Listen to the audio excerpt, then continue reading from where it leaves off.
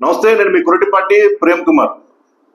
మా కానిస్టేబుల్ కొడుకు deputy CM Pawan Kalyan గారు ఎందుకో మౌనం వహిస్తా ఉన్నాడు. పూర్వ రోజుల్లో ప్రతివర్తలో మౌన దీక్షలు చేసేవాళ్ళంట. తన భర్త బాగుండాలని చెప్పేసి మౌన దీక్షలు చేస్తూ ఉండేవాడు. కానీ మా పవన్ కళ్యాణ్ గారు కూడా మౌన దీక్ష చేస్తూ ఉన్నాడు.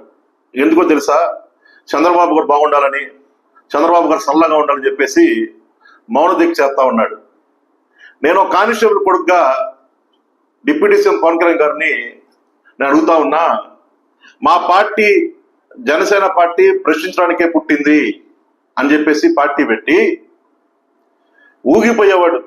మహిళలకు అన్యాయం అయిపోయింది, 32 వేల మంది ఆడపిల్లలు మిస్ అయిపోయారు, కేంద్రం నాకు చెప్పింది చెప్పేసి ఊగిపోతా మహిళల గురించి మాట్లాడేవాడు. కానీ రాష్ట్రంలో అనేక ఘటనలు జరిగినాయి. మహిళల మీద కానీ, లేకపోతే చిన్నపిల్లలు గవర్నమెంట్ స్కూల్లో ఫుడ్ పాయిజన్ భోజనం చేసి ఫుడ్ పాయిజన్ అవటం కానీ, లేకపోతే కొంతమంది మర్డర్లు అవటం కానీ, మానభంగాలు అవటం కానీ అనేక సంఘటనలు జరిగినాయి. కానీ ఏ సంఘటన మీద కూడా నోరు మెదవకుండా మౌన దీక్ష చేస్తా ఉన్నాడు మా పవన్ కళ్యాణ్ గారు. అది గారు పవన్ కళ్యాణ్ గారు, నేను అడుగుతా ఉన్నా, ఇప్పుడు 300 మంది విద్యార్థినులు ఆడపిల్లల్ని నగ్నంగా వీడియోలు తీస్తే గుట్లవెల్లి ఇంజనీరింగ్ కాలేజీలో కనీసం దాని మీద నోరు మెదపలేదే, దాన్ని ప్రశ్నించలేదు నువ్వు. అదే విధంగా విశాఖ జిల్లాలో కానీ, తర్వాత నాయుడుపేటలో కానీ, కాకినాడలో కానీ, గురుకుల పాఠశాలలో కానీ, ప్రభుత్వ స్కూల్లో మధ్యాహ్న పథకం భోజనంలో చిన్నపిల్లలు కుళ్ళిపోయిన కోడిగుడ్లు భోజనం తిని అస్వస్థ పాలయ్యి ఫుడ్ పాయిజన్ అయ్యి హాస్పిటల్ పాలైతే కనీసం దాని మీద నువ్వు ప్రశ్నించలేదు. అదే విధంగా రాష్ట్రంలో మర్డర్లు జరుగుతూ ఉన్నాయి. వైఎస్ఆర్ కాంగ్రెస్ పార్టీ కార్యకర్తల మీద కానీ, లేకపోతే ఇతరుల మీద కానీ తెలుగుదేశం పార్టీ వాళ్ళు కక్షపూరితంగా మర్డర్లు చేస్తూ ఉంటే కనీసం దాని మీద నోరు మెదపలేదు. అదేవిధంగా విజయవాడ వరదల గురించి కూడా నువ్వు కనీసం నోరు మెదపలేదు. మరి అచ్యుతాపురం చూసుకుంటే ఫార్మా కంపెనీ పేలిపోయింది, దాని గురించి నోరు మెదపలేదు. అదేవిధంగా మైనర్ బాలికలపై చిన్న పిల్లలు ఎప్పుడు మనం చూడండి, 6 నెలల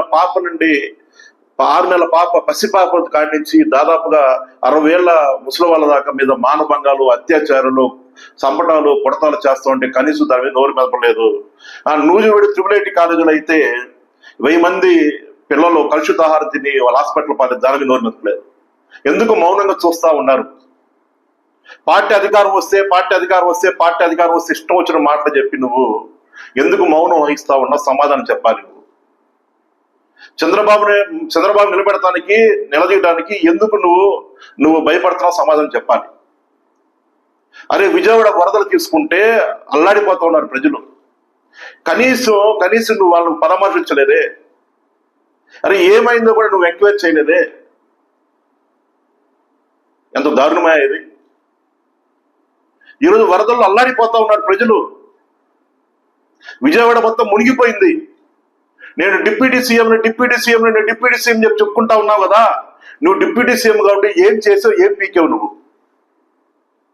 అరే, చిన్న పిల్లలు తిండిలకు అల్లాడిపోతా ఉన్నారు, ముసలి వాళ్ళు తిండిలకు అల్లాడిపోతా ఉన్నారు, ఇళ్లలోకి నీళ్ళు వచ్చి అల్లాడిపోతా ఉన్నారు.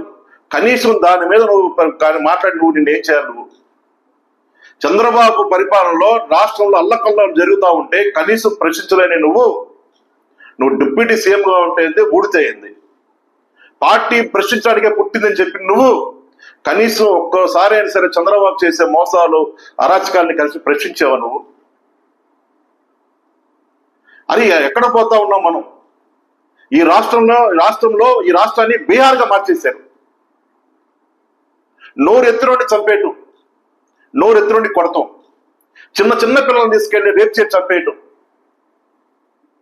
ఎక్కడైనా ఏందండి దారుణాలు? కనీసం ప్రశ్నించలేని నువ్వు పార్టీ పెట్టి ఎవరికి ఉపయోగమయ్యా నువ్వు?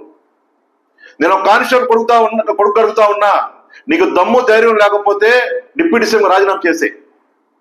నీకు దమ్ము ధైర్యం ఉంటే చంద్రబాబు నిలది. ఎందుకన్నా డిప్యూటీ సీఎం పోయిద్దేనా? నాకు దమ్ముంది, నేను పోటుగాడిని అని చెప్పేసి ఊగిపోయాడు కదా నువ్వు. అంటే నువ్వు డిప్యూటీ సీఎం కాపాడుకుంటావు ఆ పదవి పోయిద్దని. ఒక్క దాని మీద ప్రశ్నించలేని ఎందుకయ్యా నువ్వు పార్టీ ఉండి? నిన్ను నమ్మి ప్రజలు ఓట్లేశారు కదా, నిన్ను నమ్మి ప్రజలు అధికారం ఇచ్చారు కదా మీకు.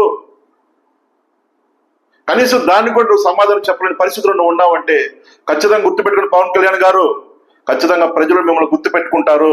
ఎందరితో అయిపోయింది అనుకుంటారో మీరు, 2029 ఒక రోజు ఉంది, మీకు ఖచ్చితంగా ప్రజలంతా సమాధానం చెబుతారు తెలియపరుస్తూ జై హింద్, జై జగన్.